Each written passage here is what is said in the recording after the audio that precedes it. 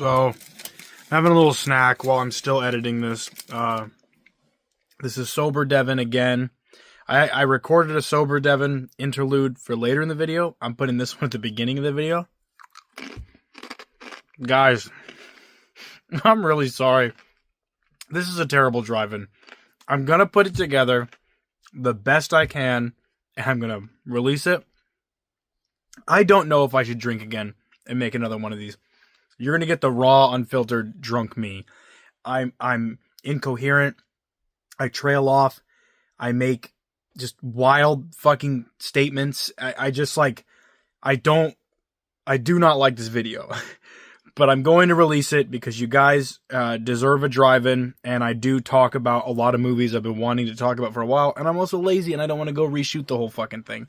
So you're getting the full drunk Devin the whole time, and I'm very sorry. So enjoy what you do have. I just fucking love Dracula, and I didn't make a clear point because I'm drunk. I'm probably gonna have to just put a disclaimer at the beginning of this and say, like, look, you're about to see the insane, rambling thoughts of a madman who is inebriated, but please bear with.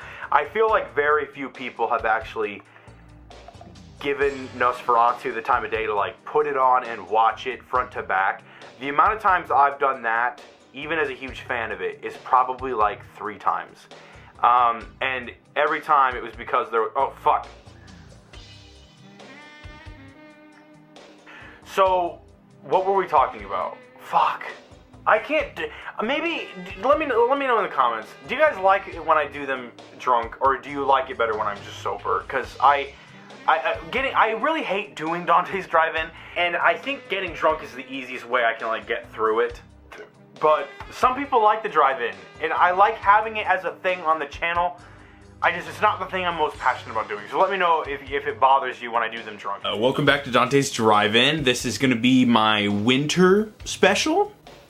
Winter-ish. It's very, very cold outside. I've secluded myself in the one room in my house. I don't heat my house, just so that everybody know. I actually really relish the cold. I love the cold. It's also difficult for me to, like, do a Dante's Drive-In if I'm, like, really goddamn cold. So I secluded myself in this room.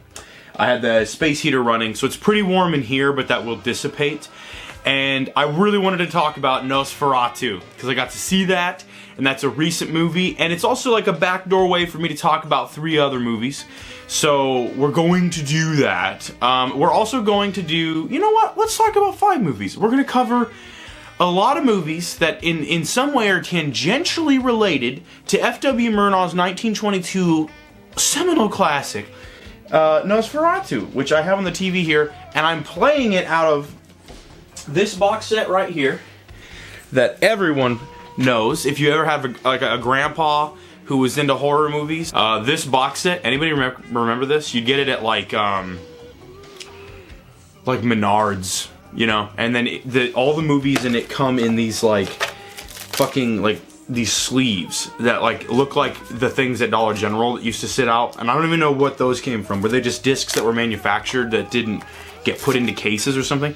And it's got like a booklet in it. And yeah, I mean, I want to talk about this box set real briefly. This box set has like Heat, like classic films like Phantom of the Opera, Nosferatu, fucking I'm seeing Dementia 13, Carnival of Souls, Hunchback of Notre Dame, Metropolis. I mean, like Little Shop of Horrors, the Jack Nicholson version.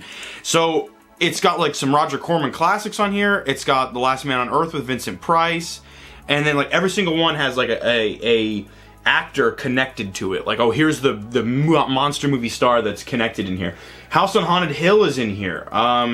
Indestructible Man, The Invisible Ghost. But see, then you start, like, if you just read them all, most of the movies that are in here are fucking terrible. Night of the Living Dead, of course, because it's fucking public domain. Every single one of these is going to have Night of the Living Dead on it. And they should, because it's a great movie. The Monster Walks, The Monster Maker, Monster from a Prehistoric Planet, Metropolis, Maniac, The Mad Monster, The Little Shop of Horrors, Last Woman on Earth, Last Man on Earth, King of the Zombies, The Killer Shrews, Invisible Ghost, Indestructible Man, The Hunchback of Notre Dame, House on Haunted Hill, The Gorilla, The Giant Gila Monster. I saw The Giant Gila Monster as a child on Elvira's movie Macabre. first time seeing Elvira, first time seeing the giant Gila monster. I like woke up in the middle of the night. The TV was on. I think I was watching Svengoolie when I went to sleep, and then I woke up again, and there was this goth woman with the most beautiful boobs that I'd ever seen, and it was black and white, and she was like, you know, there was fog everywhere, and she was doing the Elvira shtick, and she's like, now back to the giant Gila monster. Hard cut to a fucking Gila monster on this hillside, and then there's these policemen who are like, there it is right there! Shoot at it! You know, it's like, and then like a scientist is like, no wait, you have to use my positronic reactor to destroy, and I was just like, well, can we go back to the woman that was just here?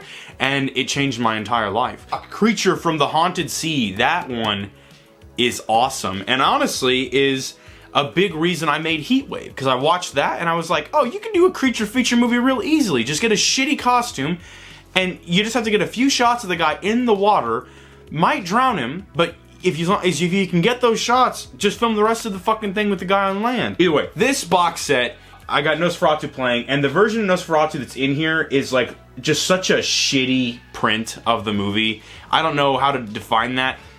The Nosferatu most people would watch would be, there's one that has like teal and sepia tones that distinguish between day and night in the movie, and it looks really, really crisp and like super clear, and it still has the issue where the pacing of the text cards, they didn't know how long to keep those up on screen, so I just feel like it really fucks with the pace. The actual best version of Nosferatu to watch is free on YouTube. As of right now, I recommend burning it onto a disc illegally, and that is Typo Nosferatu, which is my favorite band, Typo Negative, or at least one of my favorite bands for sure. And they score the entire movie with Typo Negative's music, and it's fucking awesome. And I believe it uses the sepia teal tone. And I don't know if that's like what to define that version as. And I know a ton about the film Nosferatu and the making of it. And it's not all just stuff I learned from watching Shadow of the Vampire. With F.W. Murnau, where they did the unauthorized deal, and then they, you know, whatever, ordered all copies of it to be destroyed, but some of them survived, and now we have this fucking movie. And I mean, this could have easily been a London After Midnight scenario, where it's a classic horror film that is like just lost, and we just have like the iconic image of Count Orlok as like our one remaining thing hanging around to remind us that the movie exists. It is a movie that's always been very, very important to me, because it for me, I watch it and it's like the ultimate comfort food, but it's also so inspiring because of how much they were able to do with so little. And the fact that it's as entertaining as it is, like, to learn to do a quality silent film is honestly more difficult than making a speaking film, because to communicate so much through sheer visuals alone, and, you know, yes, minimal like text cards just to like make super blunt points that can't be communicated through sheer physical expression. I mean, that's difficult, and for this movie to have as many like super iconic visuals as it does, I've always said that Phantom of the Opera is probably the greatest silent horror film of all time, but that movie even doesn't have Nosferatu walking up the stairs, the shadow of Nosferatu creeping over Count Orlok, creeping over the bed with the guy on the bed. It doesn't have Count Orlok as a character in the movie. I mean, like, it's got Lon Chaney, which is great. I think Phantom of the Opera is a more watchable, fun movie. Like, it's got a better pace to it, but it lacks these like visuals that just stick with you forever. The, you know, Count Orlok walking through that doorway that's like perfectly cut out to his frame. It's just too cool, you know? And the other thing is, like, this is ground zero for vampires in movies. Yes, there's probably some other times that people can point to, like, oh, there was a vampire in this movie. This is like the first time that vampires were killed by sun. It's the first time most people had probably been exposed to a vampire wanting to suck blood, and like fangs that like were on someone's neck and stuff like that. Like, it's just so many vampire staples are established in Nosferatu. I'm basically talking about Nosferatu already. So, let me put this down. Let's get our first drink going. So I've got Samuel Adams Winter Lager, and I've got Samuel Adams Old Fezziwig Rich and Spiced. These came in my Christmas set, and I had already drank the rest of the thing. So these are the last 2 Christmas-related beers that I have. According to this, January 2nd, I think. We're still within, you know, like a comfort range where it's okay to do this. I think we're gonna save old. This says, you like the character that inspired it. This Spices Ale is warm, festive, and worthy of a celebration all its own. Its full body accompanies a deep malt character, sweet toffee flavors, and rich dark caramel. I don't know who Old Fezziwig is. Is he like Rumpelstiltskin? Is he another weird name for Santa Claus? I don't know. We're gonna start with Winter Lager though, just because it's like really, really basic and simple. You're gonna hold it up, look at it, and then look around for like water, and you'll see the drip. Okay. Okay. Let's. I'm getting really cold. That's okay. Ready? Yeah. Yeah. So give me a second to get in frame. Holy fuck! I'm so cold. Me too. Holy fuck. Yeah, but no, so I don't know, like, just watching this, it's cool, it's great background noise. I've used it multiple times to throw on, like, in if I'm writing, or if I want, like, a cool ambiance during a party or something. I feel like very few people have actually given Nosferatu the time of day to, like, put it on and watch it front to back. The amount of times I've done that, even as a huge fan of it, is probably, like, 3 times. And every time it was because there was, oh, fuck. This has a very dark color, which I think suits what we're doing today. We had when we did the Halloween special, I had the pumpkin beers. Since we're doing this is not a Christmas special, it's a winter special. I'd like to stress this, winter. It's winter. Think about winter and snow and vampires. And I am the leading authority on vampires. So Nosferatu is one of my favorite horror films. Definitely one of my favorite vampire movies. And I think I honestly kind of spared talking about it during my vampire movies drive-in because it has a life of its own. And that's something that's going to tie into some of my criticisms about modern Nosferatu. I've always been a huge Dracula fan, and as a person who has read the Dracula novel, I can tell you that it's not really that good. The sources that I've read it, okay? I just don't get into it the way other people do. And so when people say, I really, really want like a book-accurate version of Dracula, many people have tried and many people have failed, or they always deviate in some way. In some way. There's elements to the Dracula novel incorporated in everything from the Bela Lugosi film to Nosferatu to fucking the Castlevania video game. But every single time that someone sets out and they're like, I'm gonna make the purest adaptation of Dracula ever, they always give up somehow. And I don't know why that is, but I can speculate it's because the Dracula novel is not very cinematic. The Dracula novel is old, it's very moldy, it has a lot of things that, like, if it was written now, it just simply wouldn't be written that way.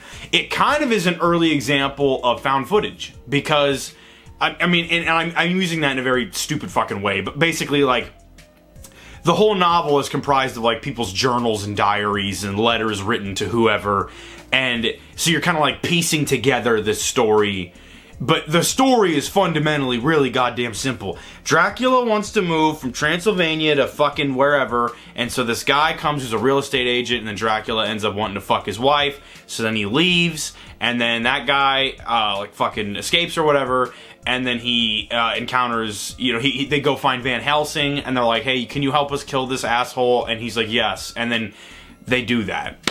Like, I mean, that's like the simple, like, from memory, that's like the simplest way I can break it down for you. Yes, a lot goes into that. Dracula has brides, which is really cool, that was, like, even in the original novel, that was something that, like, existed from there. Dracula has a dope castle. I mean, the character itself transcends any need for introduction because he's that iconic, and the fact that he originated from sort of like a pedestrian novel, not pedestrian for its time, that's the thing, is like, Dracula is such a erotic, violent, gothic novel that, like, and even today it could meet all of those terms. So, like, when we're talking about it in the context of, like, the fucking 1800s, being written by an author who I'm pretty sure is gay, if not he's closeted gay, but, like, many people have talked about the gayness of Bram Stoker, and it's really like a aggressively progressive novel for its time. And so it has an enduring legacy for a reason. However, like I have said before, most of Dracula's legacy emanates from the 1931 film. Nosferatu, even in the 1930s, was not like seen as like, that's Dracula. It's like, it was a different thing. And to this day, whenever people try to make them like, you know, this, I just get frustrated because Count Orlok is a distinctly different character. The way Max Schreck portrayed Count Orlok in this film is entirely his own. None of that is taken from the novel. The look is not taken from the novel. There are elements to the plot where it's like, you know, he's trying to move because he wants to get to his wife or whatever. That stuff is obviously from the novel. But like, and he's a, you know, real estate agent or whatever. Novel. Him imprisoning him in his castle. Novel. You know, but like, every other aspect of Count Orlok is like a different character. So, I love the movie, masterpiece. Look at this shot right here. Can you even see it? It's fucking incredible. Okay, so this movie's a masterpiece, and I recommend watching it, even if it's just background noise. If you're going to actually watch it as a modern person who's really into like gothic stuff, I highly recommend Typo Nosferatu. It just, the music was never connected to the movie. There's so many different versions of Nosferatu with different fucking music like imbued into them. If you're modern and you're into the same music I am and horror and stuff, and you're wanting to watch it because gothic edgy reasons, then fucking watch the Typo Nosferatu version, because that's how I ingest the movie if I'm going to watch it, because I love the music and I can just listen to the music while enjoying really cool visuals. That's how I would watch it. And I'm not going to gatekeep and be like, if you saw the new movie without seeing this movie, you're a fake fucking Nosferatu fan. This movie is so old. It is over 100 years old. So, like, I'm not going to do that.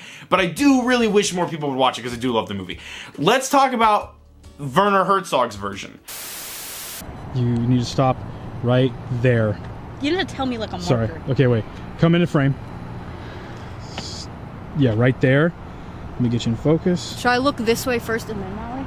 Yeah. That's where you'll be. Got it? It is this is where I'm saying it gets confusing about this whole novel adaptation business.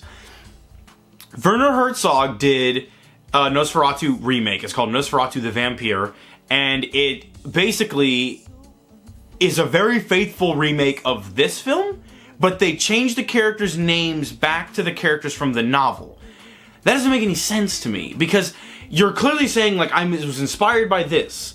This isn't a good adaptation of the novel. It omits the brides, a Van Helsing character, the look of Dracula, you know? So then, like, calling Count Orlok Dracula, it just, like, bugs me, because I've always seen them as two different things. And as, like, a monster kid, that's my deal. Like, that's my only complaint, because Werner Herzog nailed this fucking movie. I love that 70s adaptation. I've seen some people all of a sudden, now that like the new movies come out, they're going back and rewatching these. There's like this weird contingent of people that think that one sucks. You're an idiot. It's fucking awesome. When we're talking about a gothic film, that's gothic film. And so now all of a sudden, I think I stated this even during my Long Legs discussion, how much my favorite genre of horror film is gothic horror. There's a lot of people that think their favorite genre of gothic horror is gothic horror, but they'll cite the new Nosferatu and like Crimson Peak. Two movies, and I'm not trying to be this. I'm not trying to be a gatekeeper. Crimson Peak and Nosferatu, if you really enjoy those movies, I would say you could really get into gothic horror. But I don't think it's your favorite genre, because there's a lot of gothic horror that you're going to find hard to watch. And I'm saying that as a fan, because it's all extremely slow. Like, you have to be so into the atmosphere, which is difficult to pull off and make it engaging for an hour and a half, or even longer in Nosferatu's case. So, a lot of people, though, are going back and rewatching that Werner Herzog version and don't like it. And I've always loved it, okay? So, especially once he arrives in London, or wherever the fuck it is, you know, I think it's the fucking town. Someone's gonna be like, oh, you claim to fucking like it so much, but you can't remember. I'm like kind of drunk, okay, so just give me a fucking break. When the boat like runs in there and all the rats come out and stuff like that, like in the fucking 1970s version, it's so like, and you hear those bells at the tower. I'm just like, that's what I'm saying, like atmosphere. It's just like visuals and cool shit happening. I also think the woman portraying, you know, the object of Nosferatu's ire or desire, not ire. Ire means he hates her. Desire. The woman portraying her in the 70s version is much more beautiful than the woman in this version, which it's understandable because she's in the 70s and this woman's from the fucking goddamn 1920s. So it's like the women back then were just kind of uglier. I think I brought this up in my Frankenstein video. I just find that version easier to watch, but I mean, it is in German, so it's like accurate fucking dialogue, like you have to read the fucking movie, and that can be off-putting to people.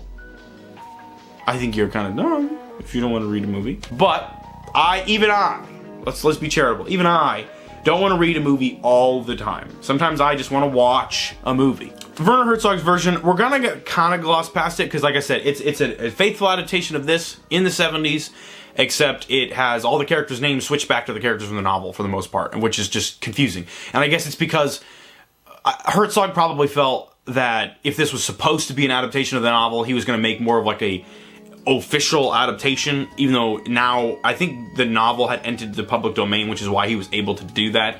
But it just doesn't make sense because, like I said, Count Orlok, I do feel, is a distinctly different character. And this is before people were very much like, oh, well, the book says that he's this. It's like, no, like they just did whatever the fuck they wanted.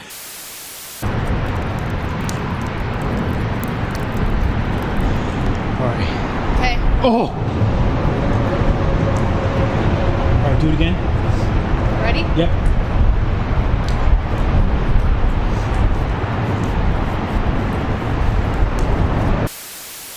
I would like to give lip service real quick to the Christopher Lee attempt at adapting the novel, because everyone knows I'm such a huge Christopher Lee Dracula fan. He's my personal favorite Dracula, and those movies, when I think Dracula, are the ones that I come to mind. And I would also say, if you're really trying to get into gothic horror, and I'm not trying to be the fucking gatekeeper. I know I said I'm the fucking leading authority on vampires, but I was just being a little jokester guy. Okay, if you're really trying to get into it, I recommend watching Hammer films. If you can like those, I think you'll really get into this shit. And it's like, because those movies, you know, they're slower, but they always reward you in the second half with some really crazy stuff. Because I like to have movies where things fucking happen in them also. I'm not trying to say that the more boring the better. I'm not that guy. But I just think, like, a lot of people, they've seen modern gothic horror, and modern gothic is different than old gothic because it does have to throw in a bit more sugar to help the medicine go down, and it also has to just have generally quicker pace and higher production value, and those kind of things old gothic horror couldn't have. So they had to do more interesting things, which I, as a person who likes to make movies, am more fascinated by. But I get that, like, that's not going to be interesting to somebody that is not have any interest in making a movie of their own and be like, oh, what elements can I take from this old film that no one gives a shit about and apply it to my own work? You know, you're not going to do that. Before we talk about modern Nosferatu, we're going to talk about that Dracula. Christopher Lee was in a Dracula movie that was not connected to Hammer Films, in which he attempted to do a faithful adaptation of the novel down to Dracula having a fucking mustache. We're gonna get into the mustache in a second here. It's really good, but it sucks. And what I mean by that is, like, the production value is piss poor. It does all of the shit from the novel, but it fails to really capture the essence of the novel, and then towards the second half it kind of falls apart. I only bring it up here just because I feel like no one really knows it even exists, and it is technically Christopher Lee portraying Dracula again, which is cool. The only thing is, like, it feels as though they were doing something, and then someone came in halfway through production, like they were filming it chronologically, and they were like, guys, wrap it up. I'm sorry, you can't do all that shit from the second half of the novel because we're over budget or whatever. And I think it might have even been like a TV thing for like BBC or something. But either way, I think it's worth a watch, and you can find it pretty reliably on like Tubi, like a free streaming service, because I don't own a copy of it. That's where I first watched it, and I actually watched it very recently.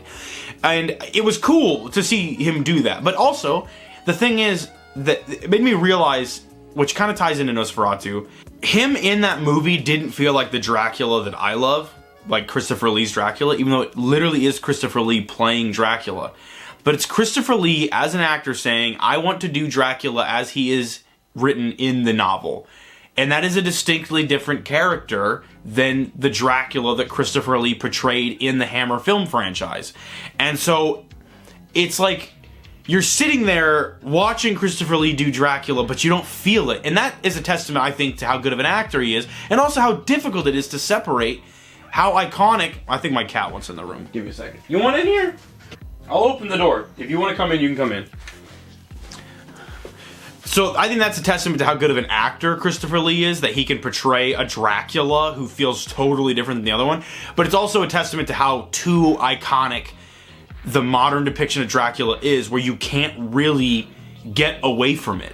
So like that's what I think has stunted a lot of adaptations of the novel, at least for me. Like as a person who prefers the cinematic Dracula, I just don't, you know, really vibe with novel Dracula as much, even though it came first. That's not how I view Dracula. This guy right here, Edgar Allan Poe, he fucking loves Nosferatu. Not this version. He likes the version that's like teal and sepia, and I think it's because of the colors, like do something with his eyes. Cats like see in that color. So he'll sit there and watch the whole movie front to back. It's like you turned on cat TV for him. He's done it like 4 or 5 times. It's crazy. I want to lick the actual blood though, so I have to do like the this side. So what do? I just... So you go to like wipe it off, like you're gonna clean it, and then you're like, you Let lick me it. actually wipe it off so I can lick this side. Stand more over here. Okay, so I go to wipe it off, and then I just lick it. Let's talk about Shadow of the Vampire real quick, because it has Willem Dafoe portraying Count Orlok. And it's a meta dark comedy where they're filming the movie Nosferatu, and they hired a real vampire to portray him, and Max Schreck is that character, Willem Dafoe. And basically, it's awesome. I highly recommend it if you really enjoyed the new Nosferatu and you've seen this version, because I think a lot of people have at least skimmed this, so they know, they get the gist, you know. And it's such a simple plot. That's what I'm saying. Like, the plot's never been super complicated, so it's easy for people to just kind of skim it and be like, yeah, I've seen it, you know. Does that bother me as a fucking nerd? Yeah, it does. But like, I'm not gonna let it bother me, okay? So Nosferatu, what are you doing? Whatever. I don't care.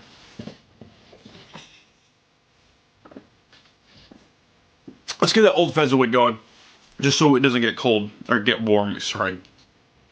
What the fuck is happening to my brain? All right, old Fezziwig. Oh, yes. I had some people tell me that they were like disgusted by the fact that I'll pour a beer into a pint glass without washing it out. Like the previous beer will still be in there. Dude, you can barely tell. It's not like it's like a fucking wine, okay? It's beer at the end of the day. No, this is also still a very dark color.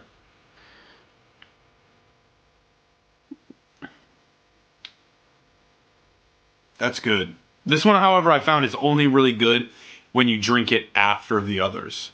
So that set is really made to be drank in continuity with one another. If I drank this on its own, I'd probably be like, yeah, it's fine, but I don't really care for it. I had Holiday Shiner for the first time recently, and I fucking hated it. I despised it. I finished it because I bought it. I bought it in a fucking pint glass like this at a bar, but I was like, I don't like this at all. Shadow of the Vampire, I don't really have much to say about it because it's just like a 90s movie, but I mean, that's not at all trying to put it down.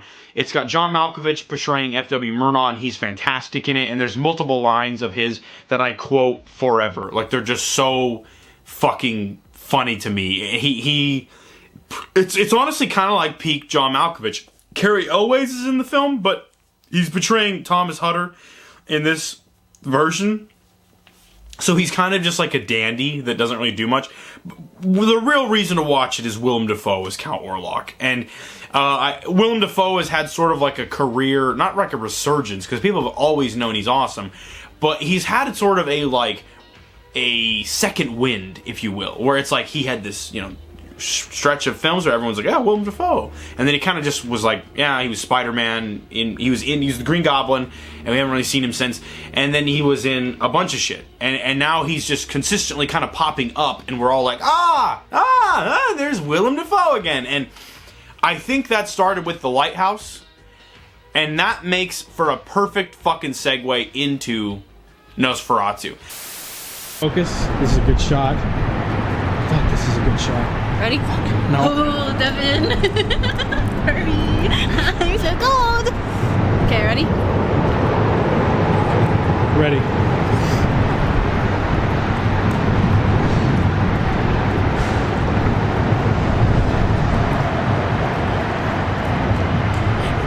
You look like you didn't like it. It was nasty. Can you do it again and pretend Yeah, like it's okay. really good? All right. That's so good. Okay. Ready? And Ugh. action. Wait.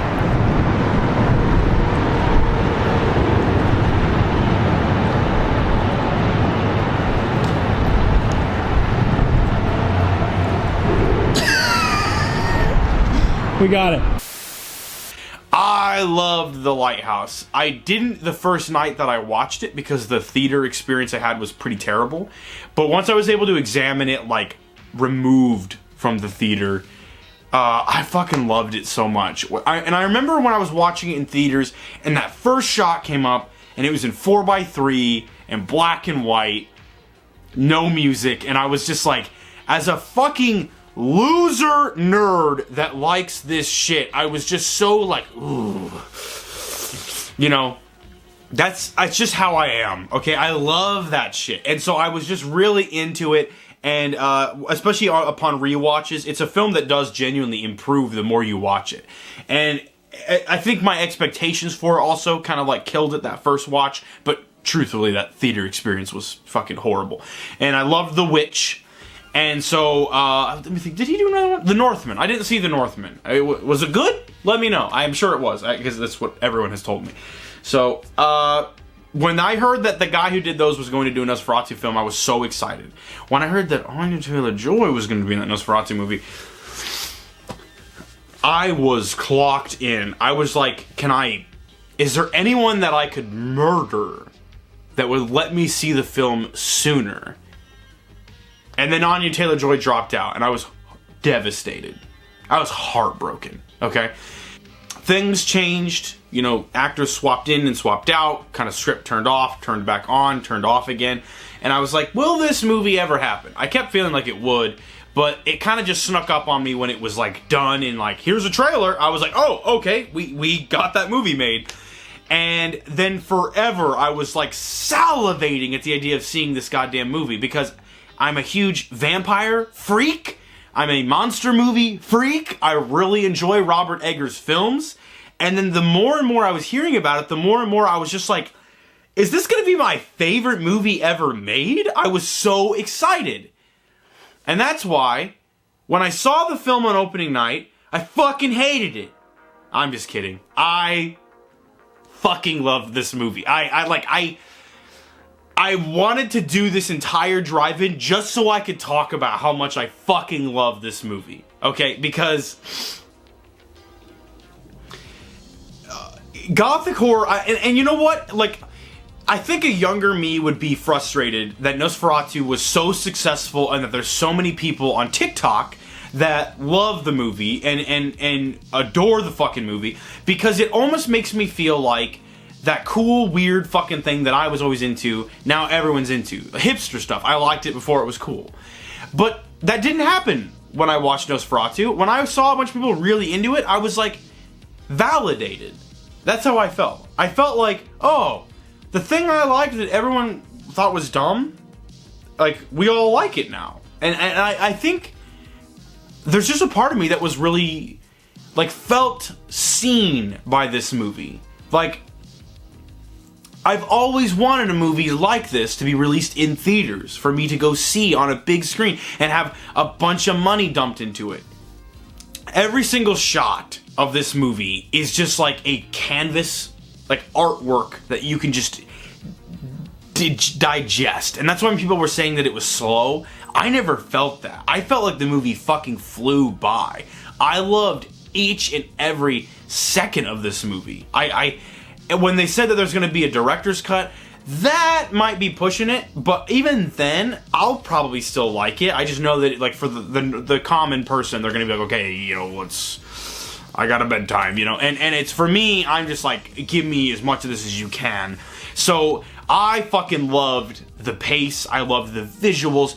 Every performance was magnificent. I actually think the fucking star of the show, Lily Rose Depp, and it was crazy because I'm such an Anya Taylor-Joy dick rider that I was shocked that they replaced her, and the person that was in it, I was almost kind of like, you know what, maybe it's a good thing Anya Taylor-Joy didn't do the movie, because Lily Rose Depp was really, really good in the movie. If I could go back and put Anya Taylor-Joy in it, would I? Yes, because the entire time I was thinking, like, what would it have been like if Anya Taylor-Joy had done this instead? But Lily Rose Depp, I mean, fuck, wasn't she in Yoga Hosers? And now she's in this movie? Like, that's like being in It's Pat, and then all of a sudden you're in fucking, you know, Saving Private Ryan or something. I can't even think of an apt comparison. That's just crazy to me. To like, career rebound that hard, you know, it's crazy. Like, if anything, this is her fucking debut film. She's spectacular in the movie. It's so spectacular that an actress who's like in my top fucking 3, I was like, yeah, I'm okay with her not being in it. Like, that's crazy to me. She did amazing in the movie. Especially that scene where she's all like, yeah, I can't even describe it. She's like, I was terrified. You know, and there's not that much gothic horror that really fucking scares me, but I was sitting in my seat like this. I was like, oh fuck, is she gonna come out of the screen? Like, she was like, just, it was, and the lighting in that scene, that whole sequence was my favorite sequence in the movie. And the roller coaster of emotions that it takes you on, and fuck, Nicholas Hoult brought the fucking thunder during that scene also, where I was like, you know, it would be very easy to be just swallowed up by that scene, and he didn't. He held his own there with Lily Rose Depp, and not only that, he upped the ante, because when she's having a fucking crazy demonic meltdown, and tells him basically that he got cucked by a vampire, and that he will never, his little tiny dick will never satisfy her properly, his first instinct is not, oh, my wife, she's haunted, which would be what happened in this movie, like, truthfully. His first instinct was like, I'm gonna prove you wrong. He, like, dicks her down. And it's, like, so romantic and so dark and so violent, but so erotic. And that's the point. And I think a lot of people have missed that. And I'm not trying to be one of those people that's on TikTok that's like, if you are used to seeing Disney Channel films or really like mainstream like Marvel stuff, you probably won't really fuck with Nosferatu because it's weird and icky. Well, those people, fuck them. Your experience with Nosferatu is your own. And if you came out of it feeling horrified, that was your experience of it. It was a horror film. So I think it did its job. If you don't like it for those reasons, I think you're a little stupid. But if you're just like, look, it really fucking freaked me out, I thought it was gross, that's a perfectly reasonable reaction. If you also came out of it and you were like, it kind of turned me on, that's a perfectly reasonable reaction. And I am in the latter, but I very much just fucking I was eating good watching Nosferatu. It's my favorite movie of last year. It's my favorite horror film in a long time. I can't wait to watch it again. I wanted to immediately buy a ticket and watch it again. It was just like, if you want to know the kind of horror films that I really respond to, this is it, okay? So now that is out of the way, I want to talk about the things that irritated me in relation to my experience watching the film. I did experience a few people in my theater that were laughing. And as a monster kid, and as a gothic horror nerd, and as someone who was really excited to see this movie, that irritated the fucking shit out of me. I experienced people checking their phones. That irritated the shit out of me. And there seemed to be a lot of that. Why? I think I'm gonna blame SpongeBob, because SpongeBob exposed Nosferatu to a bunch of people who shouldn't have been exposed to it. This is why we need to gatekeep, okay? If you only heard about Nosferatu from SpongeBob, and then you went and saw this film expecting a run-of-the-mill horror film, and then you checked your phone and you laughed during it and ruined my experience, which you didn't ruin it, because the movie was so good it transcended those things, which is why it was so good. But if you did those things, Fuck you. That's why we need a gatekeep. All right, so those people are out of the way. Now let's talk about the people who only heard about SpongeBob and they went to see this movie, but wanted to seem smart because they watched a bunch of A24 movies over the last few years. And so they loved the movie, and then they made a bunch of TikToks insulting people for not really fucking with the movie. That's what I'm saying. Like, I'm like both sides of it. I'm like, and I'm not trying to do a both sidesism. I'm just saying that, like, it really did get on my nerves that, like, something that was so near and dear to me that I enjoyed so much was being, like, used as a weapon against stupid people, wielded by other stupid people who felt like they were smart people because they enjoyed a movie that was really good. Nosferatu is not a super deep movie. All of its subtext is barely subtext. It's right in your fucking face. If you understood Nosferatu, way to go, champ. Here's your gold star. How was kindergarten today? Like, it's a really simple story. A lot of people also, I do think, are posers.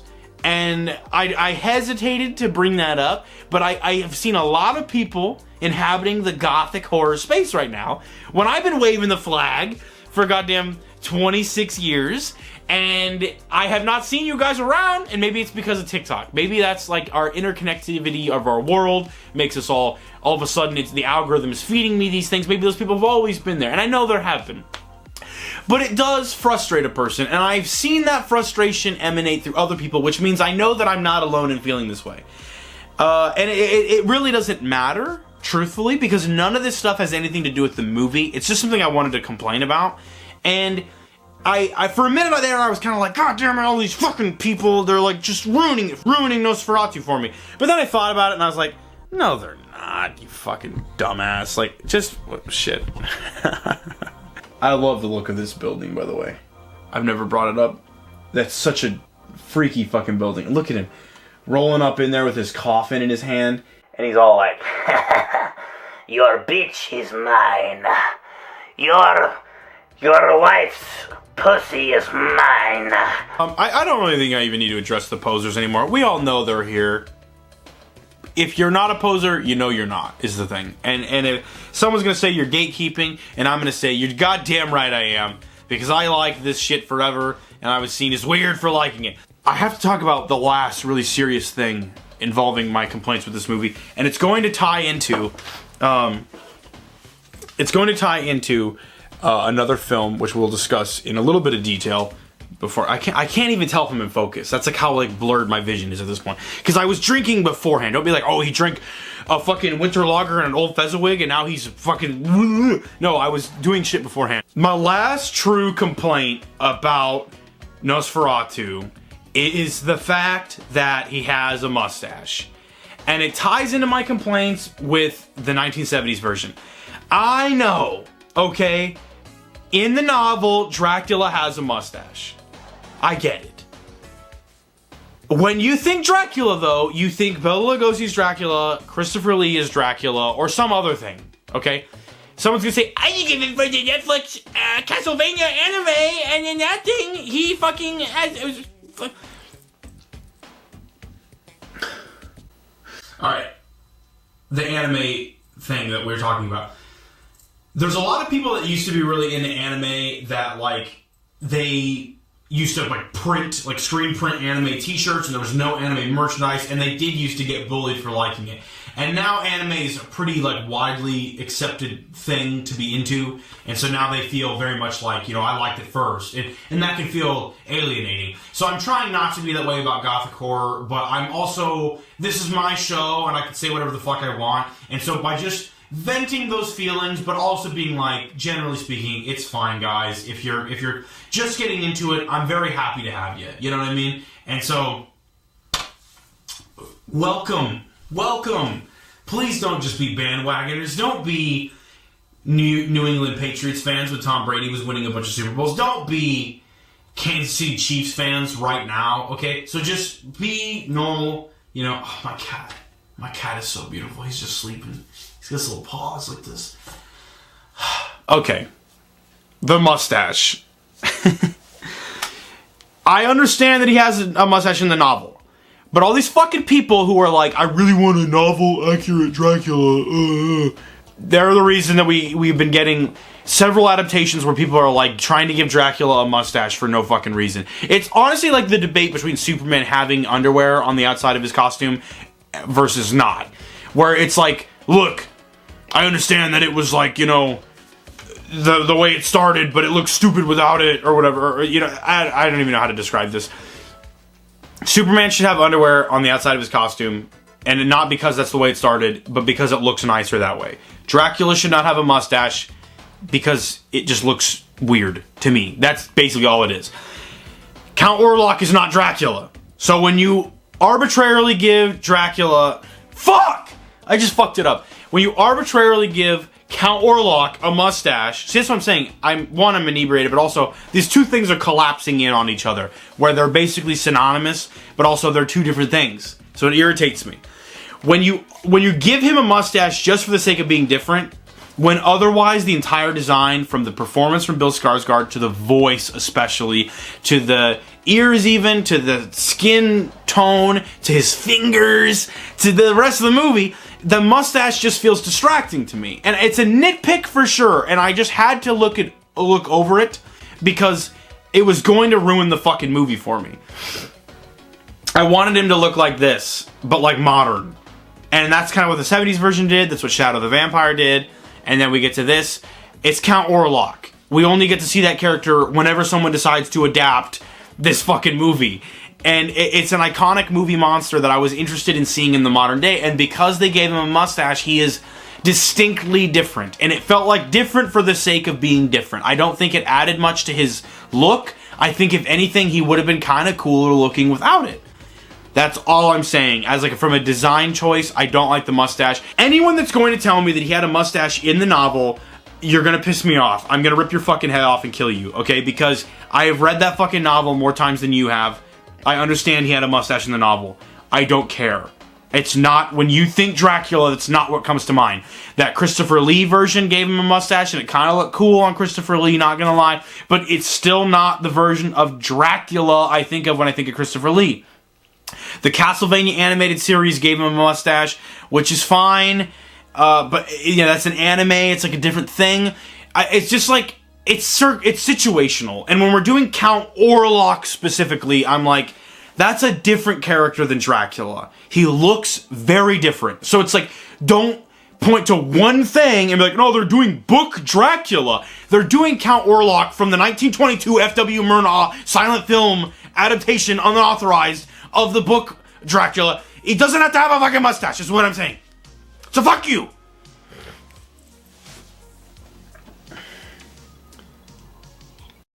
Hey guys, it's Sober Devin, editing the Dante's Drive-In Winter Special about Nosferatu. And I'm very sorry at how fucking, like I'm very, very sorry at how lost in the sauce I got towards this tail end of this. And the mustache debate specifically right now, and it's not sitting right with me. So I'm going to just say it while I'm sober. I think Dracula looks cool with a mustache sometimes. I think he looks cool in the anime. I think he looks cool when it's Christopher Lee playing him in the book adaptation version, not the Hammer version. And I think he looks cool kind of in Dracula Untold. He's got a little bit of like this going on. So I'm not totally anti-Dracula having a mustache. Just sometimes I don't think it works. Specifically Count Orlok, I don't like him with the mustache. However, at the time of this review, I'd only seen Nosferatu once. I've now seen Nosferatu twice. And on my second watch, the mustache did not bother me nearly as much. I think it was just jarring. I didn't expect it. It took a while to get used to. So now I'm sober and I can make that point a lot more cognizantly. But when I was inebriated, you're going to have to give me a little bit of slack, okay? Go that way, look. Huh? That way, yep. Okay. One second, look at me. I need to get you in focus. It'll look good. All right, it ain't even that cold. Go back. It is cold. All right, we're going to shoot it from right here. That's your new mark. What is the mark? Watch out for this car. I'm gonna like make one on the They got like mud. public safety. The last movie I want to discuss is Bram Stoker's Dracula, directed by Francis Ford Coppola, starring Keanu Reeves, Anthony Hopkins, Gary Oldman. Was Winona Ryder in this movie? I'm not sure. So, I've seen this movie probably twice. And my hot take, as a person who loves gothic horror and who loves Dracula, is that I've never really cared for the movie. Recently, I bought it on Steelbook, and I was excited, a 4K Steelbook, and I was really excited this winter. I might even do it today. I was really excited to give it another watch, because I'm like, every time I tried to watch it, I was always not in the right headspace, so I never gave the movie a fair shake. But I have seen the movie enough times that I can give my opinion about it, and I just... if you want your really book-accurate adaptation, it's been right in front of you the whole time. It's this movie. And yes, it changes some stuff. It adds an origin to Dracula, which I actually thought was kind of cool. It adds a more kind of exciting climax, which is necessary because the book climax is an anti-climax, basically, where they just, like, fucking find him and flip the lid off his coffin and cut his fucking head off with knives, you know? It's so lame. You know, it's kind of like the ending of this movie, honestly. And in this movie, it's kind of like, it makes me laugh at this point, because I'm just like, I've seen it so many times. But, truthfully, you know, we need a cooler climax if we're gonna do Dracula. My issues with this movie really stemmed from just being a monster kid and having stupid, nerdy opinions, like, I don't like the weird, like, heart-shaped, it looks like a butt to me. It looks like a big ball sack. His hair. It's like, why did you give him that? And every time I've ever stressed these opinions to somebody that loves this movie, they freak out. Like, and they're just like, what are you talking about? No, you're a fucking idiot. The movie's fucking a masterpiece. And I'm just like, okay, like, I get that it's really well made in every other aspect. I'm just talking about specifically as it relates to Dracula. Kind of the reason you're watching the movie Dracula. I don't like him in the movie. I've never really liked Gary Oldman's portrayal of Dracula. And I've honestly never really seen Gary Oldman... Like, you've entered the hot take zone. I'm gonna just get it out of my system, because I'm never gonna be able to say this again without getting fucking flamed. I've never really cared about Gary Oldman as an actor. I think he's a fine actor. I mean, he's been great in certain roles where but never, like, so good that I was like, wow, that guy, he was the standout. He's always been a serviceable actor to me. He was great in the Dark Knight films, where as he was playing Commissioner Gordon. I think he was really good in True Romance, where he's playing that weird, like, the ex-boyfriend character that's, like, super sadistic and stuff. He's really scary in that movie. I think he's really good in... You know, he's really bad in the movie Air Force One. I've always thought his performance in that movie was embarrassingly awful. And so that's why, like, when people are like, Gary Oldman is the greatest actor of all time, I'm just not... Like, I've never given a shit. Like, if Gary Oldman's in a movie, I don't care. Him playing Dracula, I think he really cared, and I'm going to give it a rewatch because I think I've never given him a fair shot.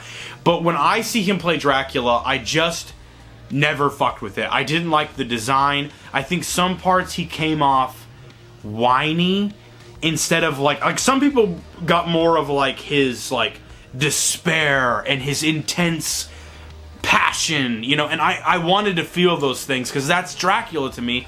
But I always felt whininess, and that's not Dracula to me. So Bill Skarsgård as Count Orlok in this film, I kind of felt like was like what other people saw when they saw Gary Oldman play Dracula in the Francis Ford Coppola version, except I'm now seeing that, like that intense passion and a bizarre design that you're able to overlook because the movie's so good, you know. And so I just wanted to talk about it because I'm like, it's beautiful to look at, and it's there's so much work put into every frame of it, and it was truthfully like someone who was like, forget everything you know about Dracula, I'm doing the novel. Not, you know, he doesn't wear a cape, he doesn't have a Hungarian accent, he doesn't turn into a bat, he doesn't do anything like that. He is the novel Dracula, and I just was always for some reason unable to get invested in it. The plot was kind of like, and it was just, I don't know if I made any sense there, but it doesn't have a really tight-knit structure to it, and it's because they're adapting the novel pretty faithfully, and the novel is kind of sloppy, and it's like, I have a comic book over there on that wall, my graphic novel wall. I need to talk more about comic books. I don't even give a fuck if you guys didn't respond to my Jason Leatherface video, because I was bummed you didn't. I was like, oh, I can't wait to talk about comic books. You guys didn't give a fuck. I have a comic book over here, though. It's a hardcover graphic novel of Dracula, the novel, adapted into graphic novel form with Bela Lugosi as Dracula. And I love it. And then that's what made me realize it's not the novel that I have an issue with. It really is that Dracula was exposed to me as a child as Bela Lugosi, as Christopher Lee, as weird as it is, like those 2000s Wes Craven Dracula 2 The Ascension, like those kind of movies, and like Halloween decorations, and it was like I developed a hyper fixation on Dracula. There's a guy who does I forget the name of his channel. Maybe is it Lugosi Theater? And he has a YouTube channel, and he is also on TikTok, and I follow and subscribe him. And he's autistic, and he has a fixation on Dracula. He loves Dracula, and he's so passionate about it. And a lot of people, I think, first started following him as a joke, but then they started, like, following him genuinely. They're like, his passion and his happiness and joy is so radiant that you can't help but be into it. And it's like, I felt so much of a kinship with that guy, because Dracula is so important to me. And when people saw him as a joke, but then slowly kind of turned around into him being a serious, it's like they... Yeah, Steven? You want to be on camera too? No? He was like trying to get up here on my lap. You want to sit on my lap? Like Blofeld? Like Blofeld's cat? We will kill Mr. Bond. I felt such a kinship to that guy because it was just like, oh, like, there are other people out there who can fixate irrationally on something so arbitrary, like Dracula. Like, Dracula's like Santa Claus at this point, where it's not like... he's less a movie character, and he's just a thing that everyone knows. And he's my favorite fictional character. He's my favorite horror icon. And that makes him really... like amorphous and nebulous and just difficult to pin down. Like if you say like I'm a really big Dracula fan, people are like, what are you talking about? You can't be a fan of Santa Claus. Like you can't be a fan of the Nesquik bunny. Like it's just a thing that is, you know? And that guy, the Lugosi Theater guy, was like my awakening to the idea. Like I don't think I'm autistic, but him always bringing up, he's like, you know, I have autism, and that's why I have this fixation on this thing. I understand his fixation so well, because I also just am constantly thinking about Dracula to an unhealthy degree. I'm only saying these things because I'm drunk. But like, Nosferatu, the new movie, this entire thing was me just vomiting out my passion for this stuff, and every now and again I'm going to probably come back and do it again, because I did it in the Dracula movie, or the fucking vampire movies drive-in. I do it every time I do a Princess of Darkness movie, and I'm doing it again now. And I fucking love Dracula. And I think what I have learned, because I started this whole thing as like, you know, Nosferatu's a separate thing, it's a different thing. No, Nosferatu is a sub-universe in Dracula's multiverse, okay? Where it's like, this is Dracula. It's all Dracula. All vampires are Dracula. That's what makes the character so fucking awesome, you know? I just fucking love Dracula, and I didn't make a clear point because I'm drunk. I'm probably gonna have to just put a disclaimer at the beginning of this and say, like, look, you're about to see the insane rambling thoughts of a madman who is inebriated, but please bear with me, because that's kind of what I did when I started talking about Dracula in the vampire movies drive-in. And maybe, well, that's my weakness. Maybe people bring up Dracula and I just become irrational. And so maybe I have a lot more in common with the autistic guy than I think I do, you know? Shit.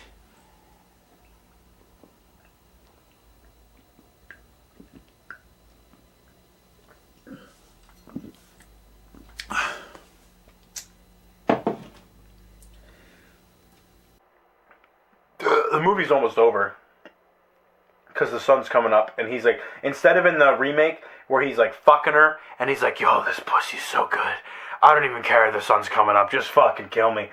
He's like trying to suck the blood, and then he just kind of like mistimes it. He's like, oh shit, the sun, how did I think of that? Ah! And he gets like obliterated from it. Look at him. Oh fuck! Damn it! Why didn't he check the fucking time? I mean, like, it's so fucking awesome though, you know. And he just vanishes, and there's a little fire on the ground.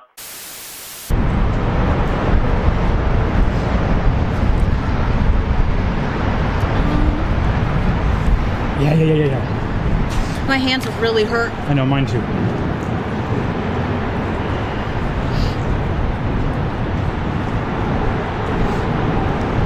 Give me like a pissed off look.